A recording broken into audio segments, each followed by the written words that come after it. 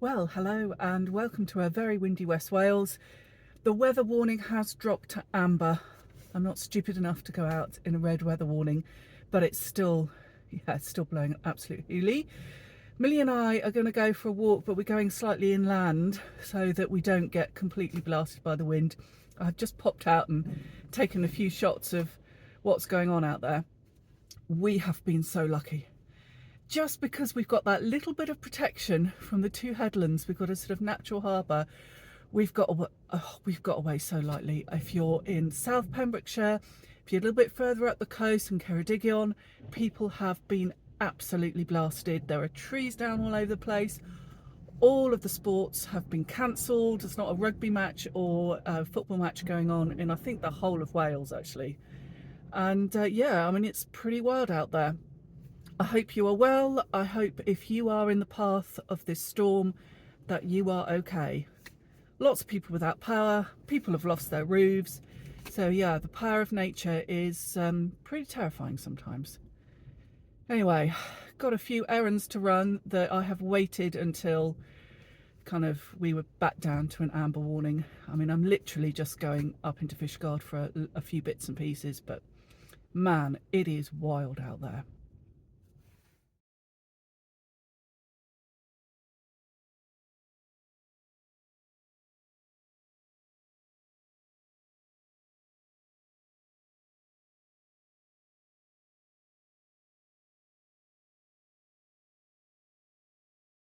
I'm in the safety of the car, and you probably can't see, but there are waves breaking over the outer breakwater.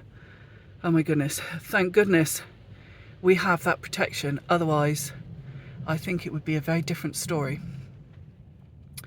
Wild and windy. So I have to go and do a bit of shopping for my neighbour. She has quite bad arthritis, so she really doesn't want to go out in this. I don't blame her. And yeah, I think that's going to be it. That's all I'm going to do outside today. It's still blowing an absolute hoolie, which you might well be able to hear because I'm in the conservatory. And on a day like today, really, I think the only thing to do is be cosy. And I've got a few nice little cosy things I want to do. And one of them is make lip balm, which is going to be presents for my family. And it's a very, very simple recipe. So beeswax, obviously keep bees. So I don't know why I'm saying obviously, you might not know. I keep bees, Andrew and I keep bees. So we do have beeswax, almond oil, which you can get really easily online or some health food shops have it, and honey. And it goes in really cute little pots. And I've designed labels, which I will be putting on them when they're done. And it's not a particularly long job, but it's just really nice, and I think they'll be a really nice little present to give because it's things that I've made and from the bees, and obviously the bees have been out collecting the nectar in the local area, so it feels really, really nice to give something like that. Gonna light the fire. Might have a problem. I was going to say I can hear it all around me. I might have a bit of a problem lighting the fire. We'll see. Sometimes when it's really windy, it doesn't draw properly. But I'm going to light the fire and then I'm going to sit down with a book. And this is The Lost Flock by Jane Cooper, and it's a book about sheep. Well, of course it is, and yeah, about wool and rare breeds, and I mean, lots of goodness. And I'm only a little way through it, but I'm enjoying it already. And this came from the library, and I don't know how true this is everywhere, but certainly in our library, if there's a book they haven't got in stock, you can ask them to order it for you, and it costs 90p, and 9 times out of 10 they will actually buy it, and then it is for everyone to read. So I'm going to read this, and then it'll go back to the library. And rather than spending £11 or however much this book was on Amazon, I actually got it from the library, cost 90p, and then everybody will get to read it, because actually this could just sit on my shelf and I might never read it again, and that's such a, I don't know, it feels slightly wrong, I think, to do that. And sometimes, yeah, I do buy books because I want to keep them and I know I'll refer back to them. but I suspect with a book like this, it's a story I want to read. Will I go back and reread it again? Well, I could get it out to the library if I wanted to, because now Pembrokeshire Libraries has it. So that's really what I've got planned for today. So I just thought I would show you my process for making the lip balm. It is so simple. It's so simple. Then, yeah, when that is all done, get the fire going and read my book.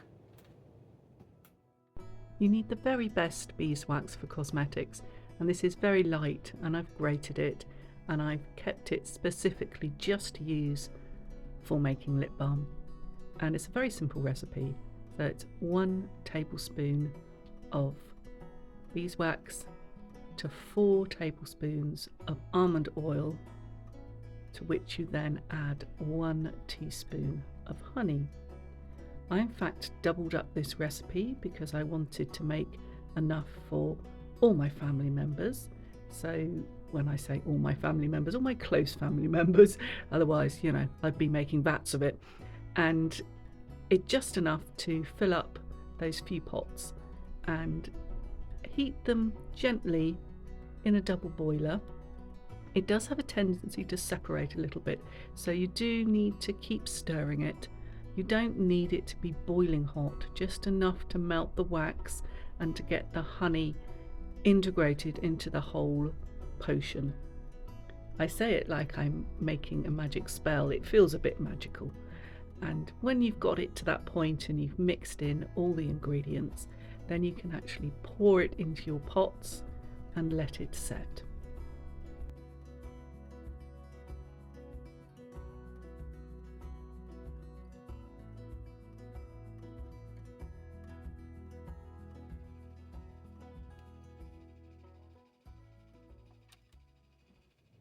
So the lip balm is cooling. I've got a little kind of mini sample one for myself, which just had a little teeny bit in it, and it's, yeah, it's the right sort of absolutely right consistency, and yeah, it just goes on really beautifully.